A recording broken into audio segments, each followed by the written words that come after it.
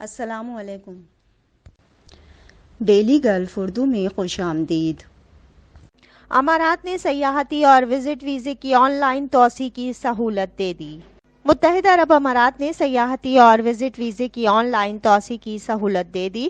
خلیجی اخبار الامارات الیوم نے رپورٹ کیا ہے کہ متحدہ عرب امارات میں قومی شناخت، شہریت، کسٹم اور پوسٹ سیکیورٹی کے وفاقی ادارے کی جانب سے سیاحتی اور وزٹ ویزوں کی آن لائن توسیع کی سہولت فراہم کی گئی ہے۔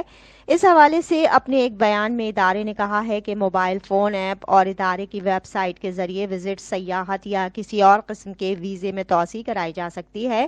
درخواست ملنے کے بعد ادارے کی جانب سے اس پر 48 گھنٹوں میں کارروائی مکمل ہوگی، جبکہ ویزے میں توسیع کی کارروائی منظور شدہ پرنٹ ایجنسیوں کے توسط سے بھی کرائی جا سکتی ہے۔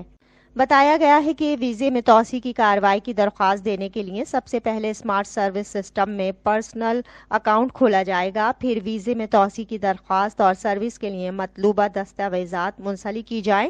اس کے بعد فیس کی ادائیگی اور مالی ضمانت جمع ہوگی، جس کے بعد کارروائی کر کے درخواست جمع ہو جائے گی، جس کی چھان بین کے بعد امیدوار کو توسیع اور ویزے کے پرنٹ کی منظوری کی اطلاع SMS کے ذریعے دی جائے گی۔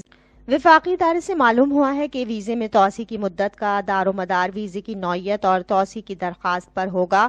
درخواست کی منظوری کی صورت میں ویزے کی توسیع 30 سے 90 روز کے لیے کی جائے گی اور وزٹر کے قیام کی مدت امارات آمد کے بعد سے شمار کی جائے گی، جبکہ 1 سال سے زیادہ کسی بھی صورت میں قیام کی اجازت نہیں ہوگی۔